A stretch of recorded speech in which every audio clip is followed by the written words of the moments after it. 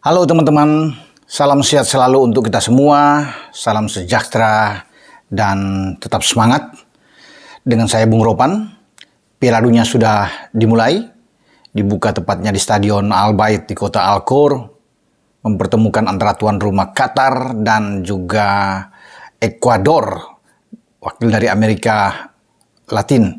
Dan pasti teman-teman sudah tahu hasilnya. Ya, karena ini pertandingan yang disiarkan langsung oleh salah satu televisi nasional kita. Dan 2-0 untuk kemenangan Ekuador. 2 gol Ekuador dihasilkan di babak pertama, brace yang dibuat oleh pemain berusia 33 tahun, Enner Valencia. Luar biasa, Ekuador mematahkan isu miring yang beredar sebelum laga ini dimulai, di mana akan terjadi match fixing, ada jual beli gol di sini, dan konon dikatakan bahwa Ekuador akan memberi kemenangan kepada Qatar, dan Qatar akan menang dengan 1-0, dan ada 8 pemain mereka yang sudah disinyalir bahkan menerima sejumlah uang, ya mungkin bisa mencapai 7,4 juta dolar, tapi ini hanya kabar burung saja, yang tidak bisa dijadikan sebuah pembenaran bahwa akan terjadi match fixing. Dan itu sudah dibantah, tidak ada ini hoax. Dan Ekuador membuktikan itu, ya, bahwa tidak ada permainan sama sekali. Mereka akan menghajar tuan rumah, membuat Qatar juara Asia 2019 tidak berdaya, tidak berkutik, tidak berkembang bermain di depan publik mereka. Dukungan luar biasa yang terjadi di Stadion Al Bayt. Ini stadion yang membawa Qatar selalu menang, ya. Dalam 3 pertandingan terakhir mereka, ketika mereka mencetak 9 gol tanpa kemasukan di stadion ini, di mana mereka mengalahkan Uni Emirat Arab 5-0, Irak dengan 3-0, Bahrain dengan 1-0, dan mereka berharap ketika pertandingan pembukaan Piala Dunia itu terjadi di stadion yang sama, mereka bisa mengalahkan Ekuador. Tapi Ekuador menghukum mereka. Bahkan sudah di menit kedua sudah ada gol, tandukan dari Enner Valencia itu masuk, ya, ke gawang Abdullah Al-Sadd ini, tetapi wasit menganulir dengan VAR, di mana Enner Valencia sebenarnya oke, masuk bolanya, ya tidak offside. Tetapi yang sudah lebih dulu masuk sebelum bola itu sampai ke Enner Valencia, ternyata dalam tayangan memang ada lutut sedikit lebih dari pemain Ekuador, yaitu Torres, ya. Sehingga di kedapatan offside di sini, dan itu tidak akan disahkan, ya, oleh wasit menjadikan gol. Tapi serangan-serangan dari Ekuador memang kelihatan sekali. Sejak babak pertama mereka menguasai jalannya pertandingan. Pelatih Gustavo Alvaro ini begitu yakin dengan tim asuhannya, memainkan dengan skema 4-4-2. Mereka selalu menutup pergerakan di lini tengah dan dikuasai oleh Moses Caicedo dan kawan-kawan. Kalau bisa melihat di sini ada Mendes di sana, ada Ibarra juga yang mendukung, ada Gonzalo Plata. Jadi mereka begitu kuat di sisi ini. Ya, padahal kalau bisa melihat juga Qatar itu bisa menampilkan pemain-pemain terbaik mereka seperti Abdul Aziz Hatem, ini gelandang yang bagus. Ada Homan Ahmedi di sana, ada Karim Boudiaf. Kalau mau lihat dari starting 11 yang ditampilkan oleh Felix Sanchez, pelatih kepala dari Qatar, ya. Tetapi mereka tidak mampu untuk bisa mengimbangi permainan dari Ekuador, dan Ekuador mendapatkan gol pertama mereka itu lewat penalti, ya, dari Enner Valencia di menit 16 ketika dia sendiri yang masuk ke kotak penalti. Dan walaupun ini penalti yang terlalu soft, ya, artinya di sini, tapi wasit tetap menunjuk penalti ketika dia dijatuhkan di kotak penalti oleh penjaga gawang Saad Abdullah Al-Sadd ini, dan dia mengeksekusi dengan sangat tenang, sangat berpengalaman. Pemain dari klub Fenerbahce di Liga Turki ini dengan kaki kanannya tuh menembak bola ke sisi kiri gawang Al-Sadd ini, dan penjaga gawang Qatar melompat ke kanan. Nah, gol inilah yang tetap membangkitkan motivasi dari Ekuador untuk bisa memenangkan laga pembuka ini yang begitu terasa krusial, karena sejak 2006 ketika Piala Dunia itu di Jerman dan mengharuskan tuan rumah bermain lebih awal, bukan juara bertahan lagi yang selalu tampil di partai pembuka. Dan Jerman melakukannya dengan baik ketika itu, kalau nggak salah mengalahkan Costa Rica. Tetapi tuan-tuan rumah ini kan selalu tidak terkalahkan. Nah, ini untuk pertama kali dalam sejarah Piala Dunia ketika tuan rumah bertanding di awal mereka gagal di kandang, dan Ekuador yang mematahkan itu mitos itu bahwa tuan rumah selalu akan menang dan tidak terkalahkan. Paling tidak di 2010 kan terakhir Afrika Selatan itu bermain imbang dengan Meksiko di partai laga pembuka. Tapi di 2 Piala Dunia terakhir ini, di 2014 Brasil itu mengalahkan Kroasia dengan 3-1 di grup A sebagai tuan rumah mereka. Kemudian Rusia mengalahkan Arab Saudi dengan 5-0 juga di grup A, dan sekarang gagallah Qatar untuk meneruskan ya kekuatan hegemoni dari tim tuan rumah dan dipatahkan itu oleh Ekuador. Ener Valencia kembali berkibar ya di menit ke-31 dengan sundulan dia yang luar biasa, saya pikir mematikannya ketika dia terbang dan kemudian dia menanduk bola itu ke pojok kanan penjaga gawang Sat yang tidak bisa diambil walaupun sudah terbang mengikuti arah bola, tapi terlalu cepat bola yang ditanduk oleh Ener Valencia ini. Dengan 2 gol yang dia buat ini, sebelumnya dia sudah membuat 37 gol ya dalam mungkin 75 atau 77 penampilan dia di tim nasional. Berarti dengan ketambahan 2 sudah 39 gol. Ini pencetak gol terbanyak ya dalam sejarah di tim Ekuador. Dan di 2014 ketika Ener Valencia juga hadir di sana di Brasil, di grup dia mencetak 3 gol walaupun kalah lawan Swiss dengan 2-1, tapi gol satu-satunya dibuat oleh Ener Valencia. Ketika menang 2-1 dari Honduras di pertandingan kedua, 2 gol kemenangan dari Ekuador juga diciptakan oleh Ener Valencia. Walaupun Ekuador tidak lolos karena berada di peringkat ketiga di grup, dan di sana yang lolos adalah Prancis serta Swiss, tapi dia membuat 3 gol. Ya. Lawan Prancis bahkan Ekuador tuh menahan imbang Prancis 0-0. Luar biasa, dan sekarang dia tampil lagi. Jadi ada 3 pemain yang tetap dibawa sekarang oleh pelatih Gustavo Alfaro.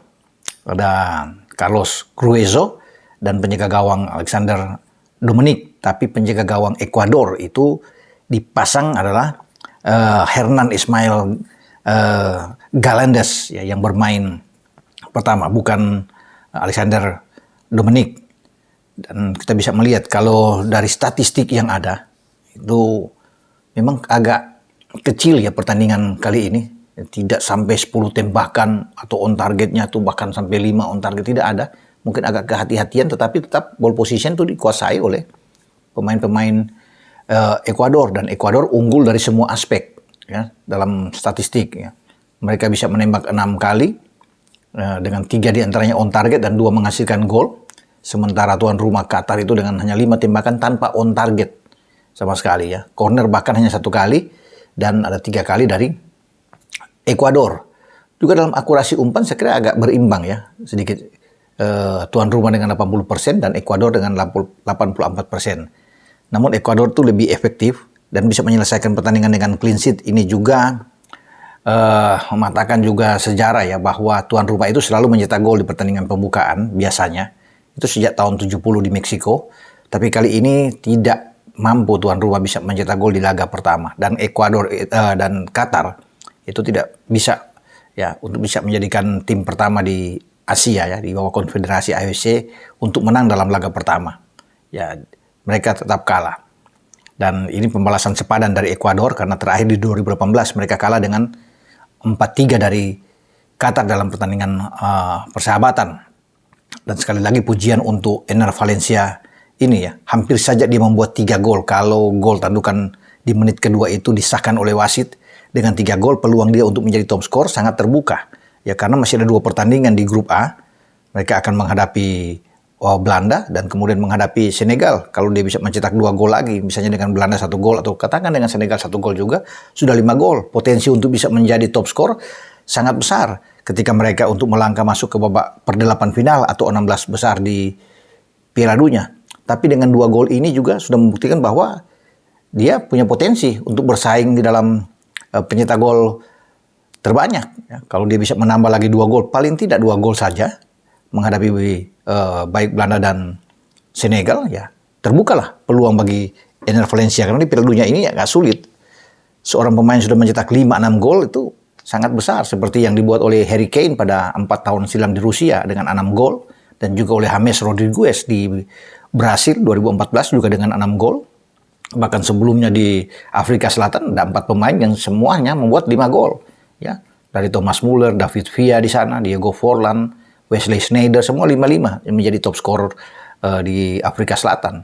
Bahkan di 2006 ketika Jerman menjadi tuan rumah, Miroslav Klose juga cuma membuat 5 gol. Memang sedikit sekali. Tinggal kita tunggu di Piala Dunia kali ini. Siapa pemain yang bisa melewati itu? Ya, melewati angka 6 atau paling tidak 7 atau 8 gol. Karena pemain terakhir yang mencetak 8 gol adalah Ronaldo dari Brazil. Ketika Brasil menjadi juara dunia di 2002. Di saat Jepang dan Korea menjadi tuan rumah bersama. Jadi sayang sekali ya kembali ke pertandingan Qatar dan Ekuador. Terutama bagi tuan rumah sangat menyesakkan bahwa mereka gagal mencetak gol, kemudian tidak mampu meneruskan bagaimana dominasi tuan rumah di setiap pertandingan pembukaan, dan kekalahan 2-0 ini mempersempit peluang bagi Qatar untuk bisa maju ke babak selanjutnya. Karena 2 lawan terakhir, ini 2 lawan yang keras, 2 lawan yang bisa mengalahkan mereka. Ya. Ada Senegal, walaupun tanpa Sadio Mane, tapi Senegal tim yang kuat, juara Afrika, dan juga terakhir mereka akan berhadapan dengan Belanda. Tidak akan mungkin kalau bermain seperti ketika melawan Ekuador yang kita saksikan bersama-sama. Ya. Sulit untuk mengalahkan Senegal, apalagi juga mengalahkan Belanda.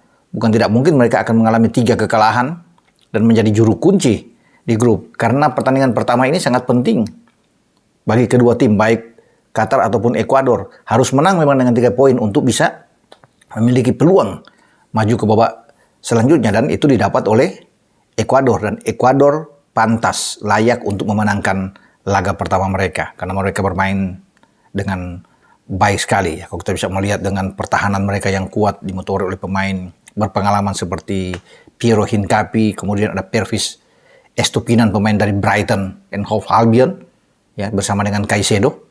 Dia bermain di posisi kiri karena Caicedo kan di tengah bermain. Juga didampingi oleh Angelo Preciado dan Felix Torres. Felix Torres ini sangat kuat ya, bermain sebagai back tengah dengan Piero Hincapié. Ini yang menyulitkan bagi Hasan Al-Haidos di depan, juga pemain terbaik Qatar, Almos Ali, termasuk juga dengan Akram Afif. Ini yang membuat bahwa Ali itu ditarik keluar bersama dengan Al-Haidos karena memang tidak bisa berbuat apa-apa. Paling tidak hanya ada 1 peluang dari Almos Ali, pencetak gol terbaik dari Qatar ini, ketika di akhir penghujung babak pertama. Dia menanduk bola tapi off target, itu saja. Setelah babak kedua akhirnya ditarik oleh Felix Sanchez keluar. Ya, apalagi dia sudah mendapatkan kartu kuning. Jadi ini selamat buat Ekuador. Dan bagi Anda yang menebak skor pertandingan antara Qatar dan Ekuador 2-0 tepat, itu kita akan lihat nantinya untuk diumumkan pada besok. Sebentar akan dipilih itu siapa-siapa yang tepat. Kalau lebih dari 5 penebak yang benar, itu kita akan undi untuk mencari 5 pemenang yang masing-masing akan mendapatkan jaket For City yang keren, yang harganya hampir 1 juta itu, yang tebal, yang enak, dari ACC ya, dipersembahkan oleh Astra Credit Companies ya. Jadi kalau Anda butuh uang, silakan Anda menghubungi ke 15000599 untuk ke ACC ya. Apapun Anda mau berlibur ya, apalagi menjelang Christmas ya, atau hal-hal yang lainnya, silakan Anda berhubungan dengan ACC. Pencairannya sangat cepat sekali. Jadi Anda menunggu saja ya hadiah jaket yang mewah dari ACC. Kita akan lihat 5 pemenang yang menebak skor 2-0 untuk Ekuador yang berhak untuk mendapatkannya. Sampai di sini dengan saya Bung Ropan, setelah ada review hasil pertandingan pembukaan antara tuan rumah Qatar dan Ekuador yang berakhir 2-0 untuk Ekuador dengan brace yang dibuat oleh Enner Valencia. Ciao.